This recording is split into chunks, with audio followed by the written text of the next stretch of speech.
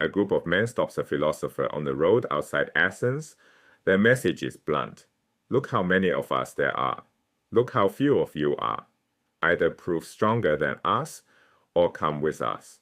The philosopher Socrates raises a possibility. What if I could persuade you to let me go? The reply is devastating. Could you persuade us if we refuse to listen? This is the opening scene of Plato's Republic, written roughly 2400 years ago. It captures the fundamental crisis of politics, power in the hands of people who refuse to hear reason, wisdom in the possession of a man with no authority to act on it. This exchange anticipates Socrates' own execution by Athenian democracy. A city that could not be persuaded killed the one man most committed to persuasion.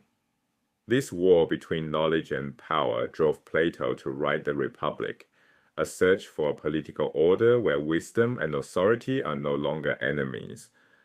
That search begins in Book 1, with three men who each think they know what justice is, and a philosopher who shows them they don't. To understand why that exchange matters, we need to examine the work that contains it and what Plato builds from this opening scene. The Republic stands as the pinnacle of ancient political thought and the fullest expression of Plato's philosophy. Every major Platonic idea converges here: the theory of forms, the nature of the soul, the structure of the ideal city, the relationship between knowledge and political authority. This is the work against which all subsequent political philosophy defines itself. Book 1 occupies a distinctive place within the dialogue. Some scholars believe it was originally an independent work called Thrasymachus, later reworked as the Republic's opening. Whether or not that conjecture holds, Book 1 functions both as a self-contained argument and as a carefully designed introduction to the 9 books that follow. Plato does not begin with abstract theory. He begins with a scene, characters on a road, a confrontation, a descent into a port city. Every detail carries philosophical weight. The scenes established in these opening pages, the tension between power and knowledge, the nature of justice, the question of who should rule, develop across all 10 books. Understanding the Republic means starting where Socrates starts, with a journey downward. Socrates narrates the entire Republic to an unnamed audience. His opening words carry enormous symbolic weight. Down I went to Piraeus. In Plato's philosophical vocabulary, vertical movement is never accidental. Ascending means moving toward illumination and knowledge, toward the good itself, the source of all truths that Plato identifies in Books 6 and 7. Descending means moving toward darkness, ignorance, the realm of mere opinion. This vertical axis organizes the entire Republic, from the divided line to the allegory of the cave, where a prisoner ascends from shadow into sunlight. Socrates descends. He goes down to the Piraeus, Athens' port district, a center of commerce, foreign trade, and democratic politics. The Piraeus was the stronghold of the demos, the common people, the Greek word from which democracy derives. It teemed with merchants, sailors, immigrants, the democratic base of Athenian political power. Socrates and his companion Glaucon arrive as theoroi, spectators, a word that shares its root with theory. They come to observe a religious festival and to pray. After the rites, they intend to go back up, to ascend, to return toward philosophical life, but the descent is not so easily reversed.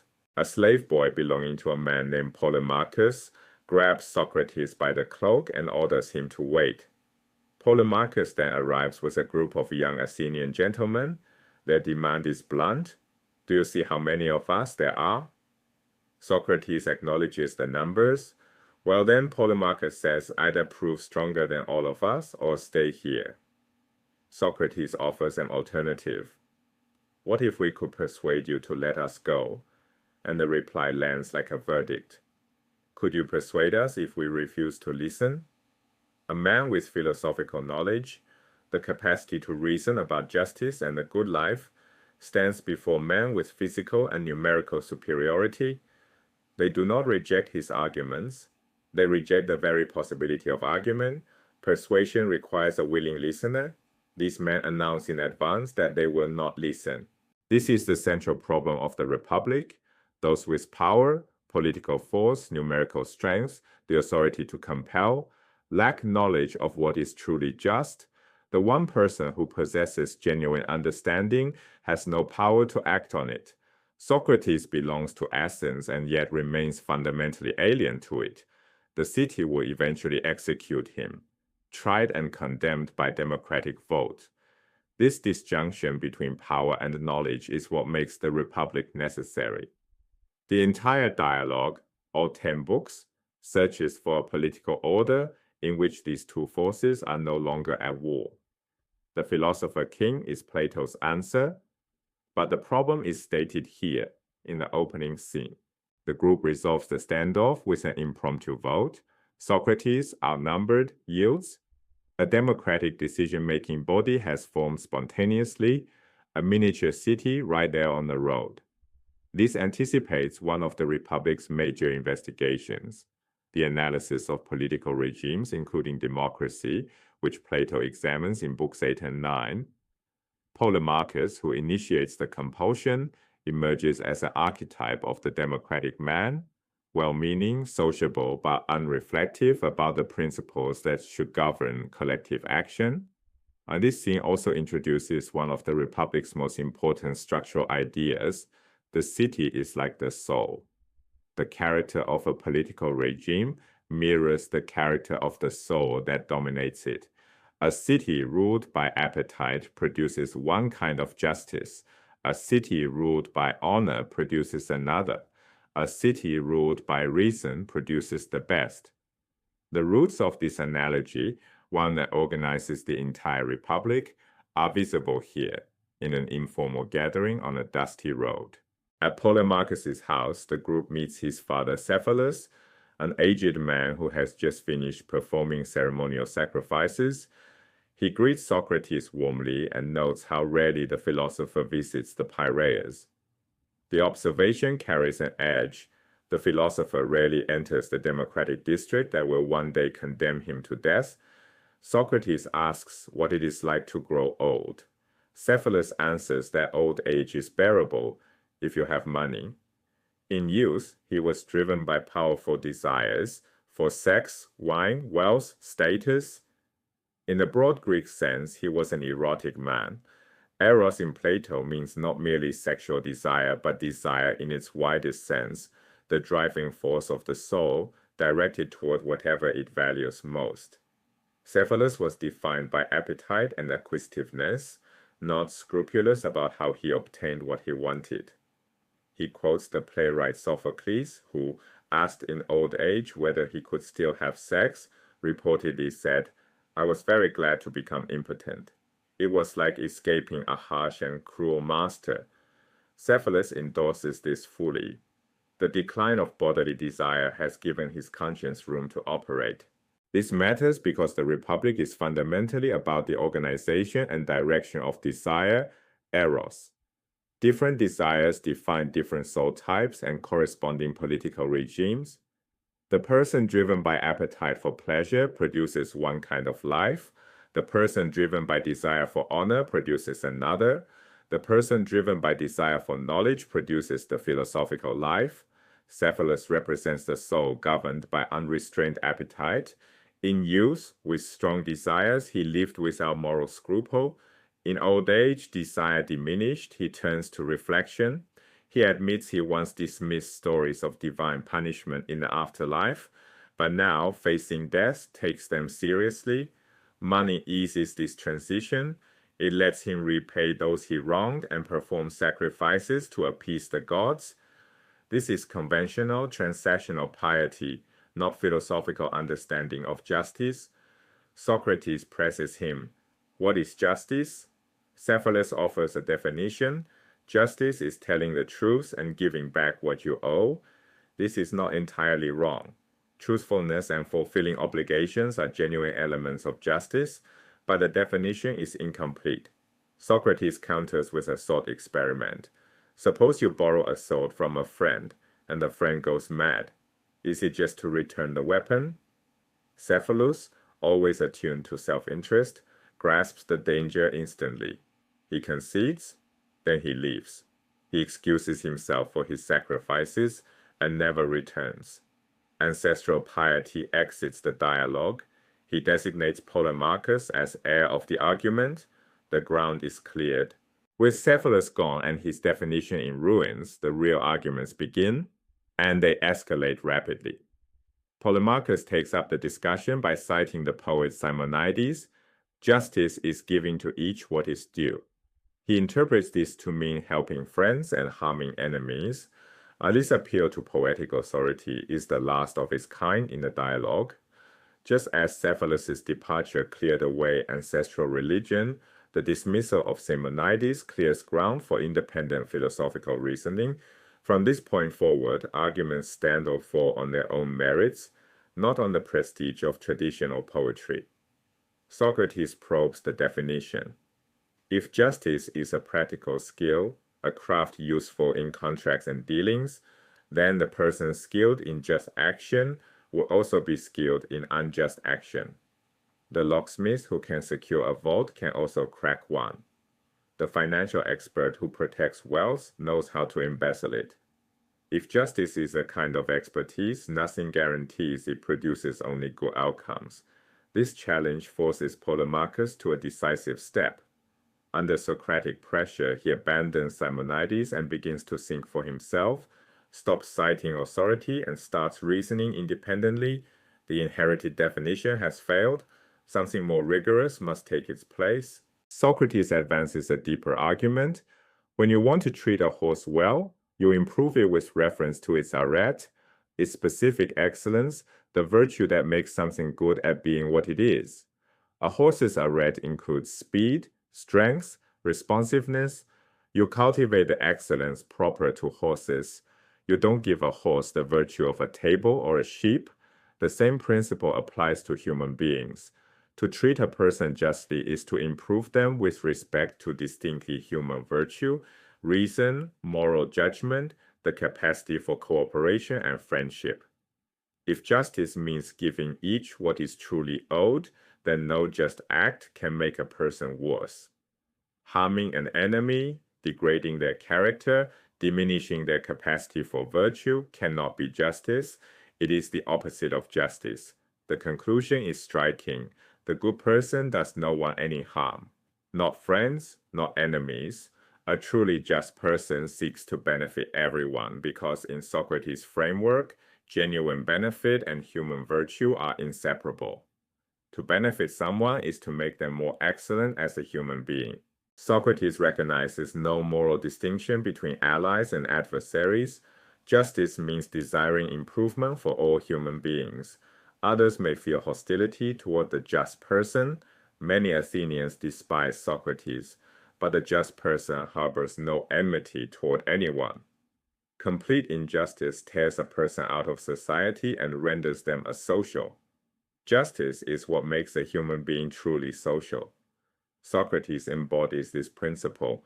His treatment of Polemarchus demonstrates it, taking a young man who thinks he understands justice, showing him that inherited definitions fail, urging him to reason independently.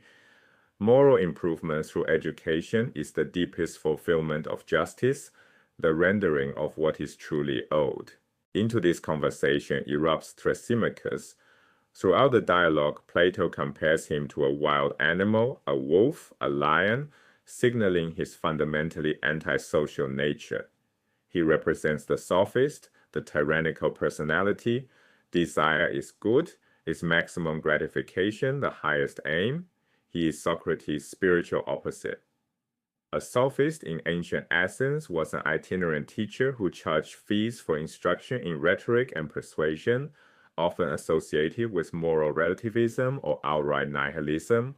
Thrasymachus demands a direct, concrete definition of justice. He forbids abstract formulations like the needful, the helpful, the advantageous. This reveals his character, concrete, aggressive, distrustful of abstract reasoning, oriented toward tangible realities, political power, immediate payoff. Socrates responds with characteristic irony, professing ignorance, praising Thrasymachus' supposed wisdom. This is strategic positioning, stepping back, allowing the opponent to overextend, then defending from a prepared stance. Thrasymachus wants Socrates to speak first so he can dismantle the argument. Socrates refuses to take the bait. A revealing exchange follows. Thrasymachus asks what Socrates should suffer for an inferior account of justice. Socrates replies that an ignorant person should suffer the appropriate penalty, learning from someone who knows. Thrasymachus then demands monetary payment for his own definition. The difference is laid bare. Sophists speak for their own benefit. They sell wisdom as a commodity. Socrates speaks for his listeners' benefit and never charges. Thrasymachus pursues money and reputation. Socrates lives in poverty. Glaucon, described by Plato as courageous and impetuous, steps forward and offers to put up the money, urging Thrasymachus to speak. The stage is set for the dialogue's central confrontation. Thrasymachus declares his thesis. Justice is nothing other than the advantage of the stronger. This belongs to a powerful intellectual tradition. In Thucydides' history of the Peloponnesian War, the Athenians tell the besieged people of Melos, the strong do what they can and the weak suffer what they must.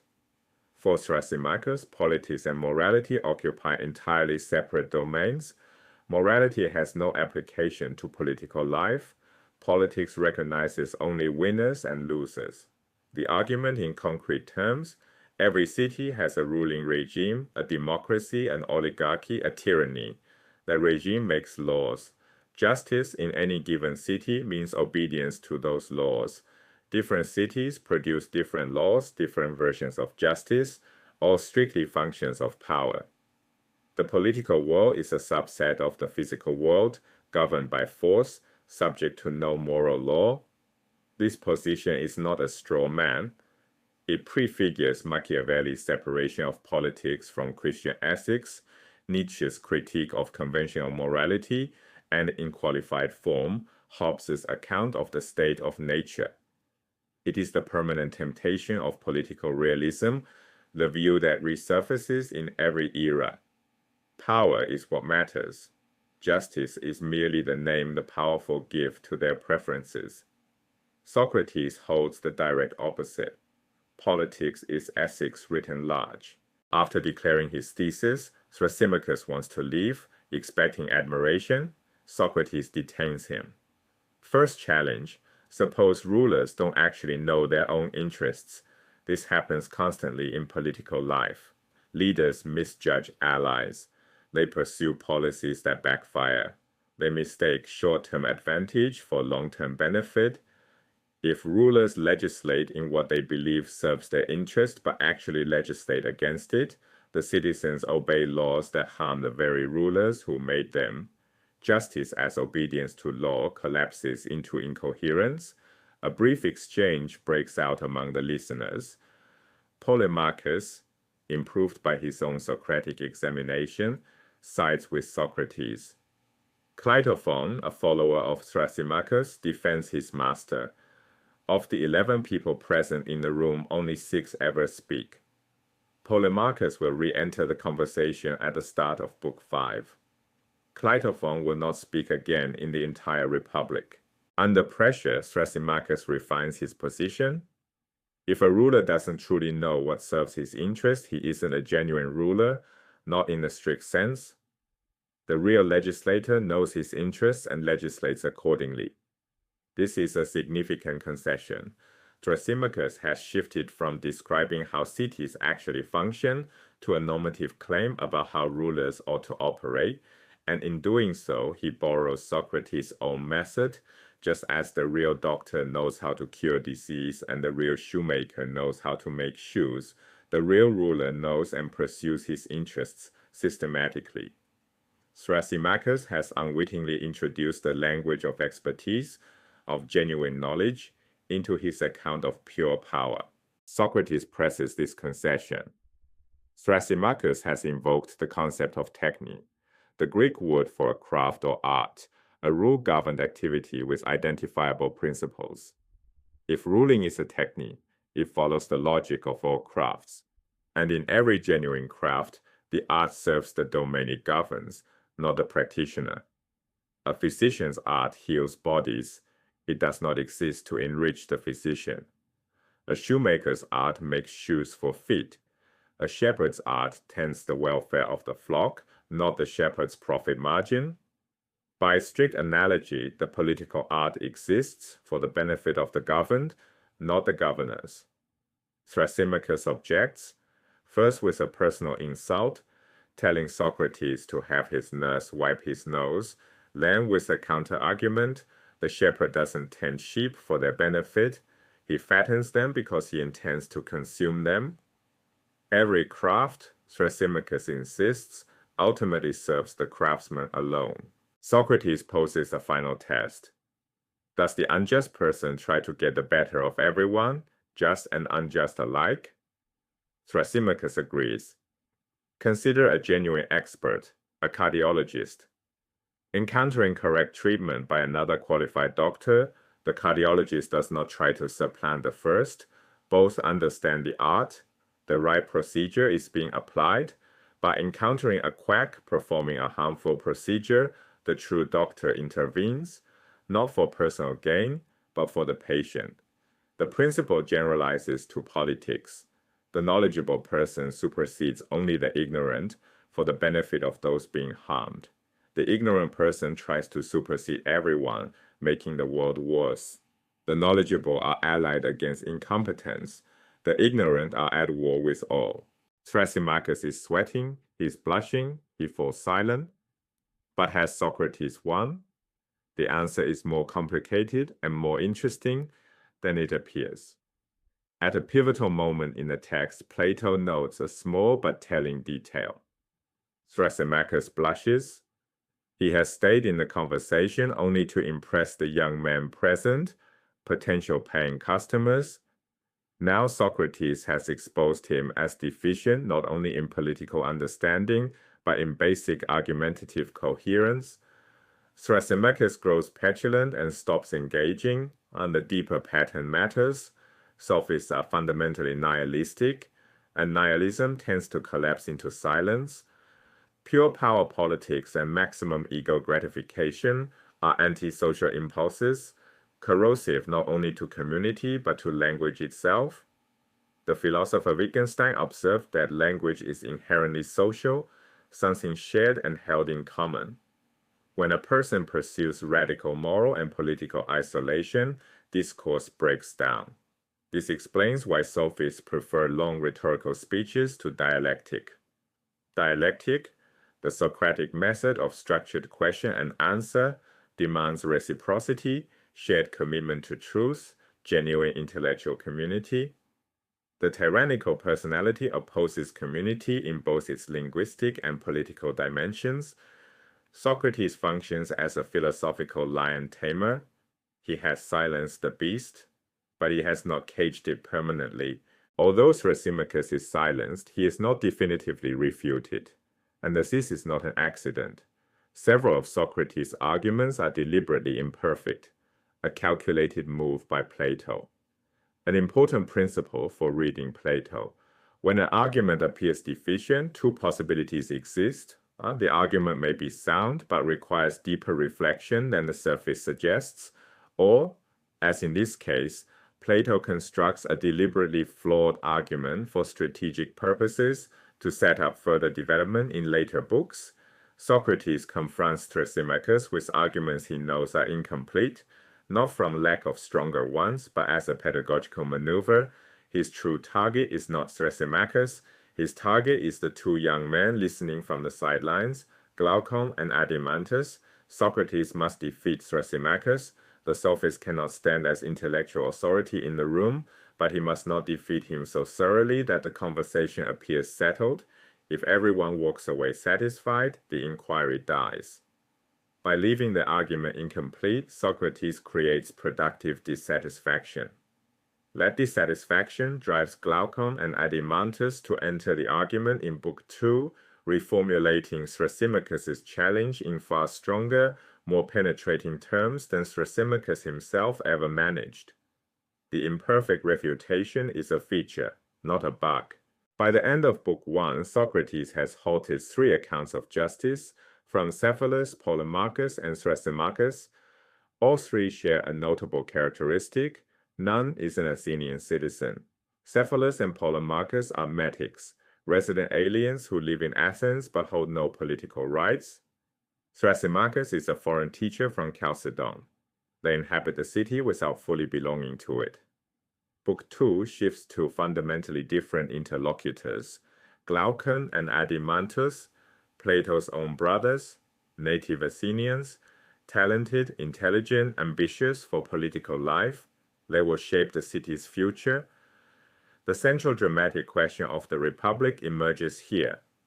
Who will educate these young men?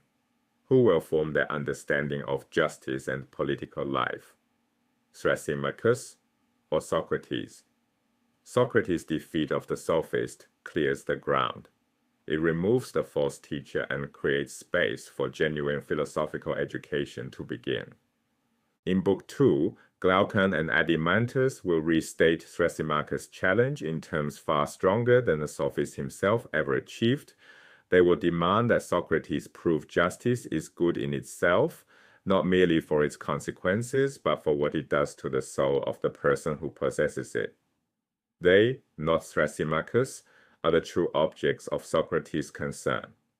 And the question that opens the Republic, could you persuade us if we don't listen, is never fully answered within the dialogue. It remains the permanent question of political philosophy. The gap between knowledge and power has not closed in 2400 years. Every generation confronts it anew. The Republic's answer, the philosopher king, is aspirational, perhaps impossibly so. But the inquiry that leads to it, the relentless search for a justice that is more than power, dressed in borrowed clothing, begins here. With a philosopher forced to descend,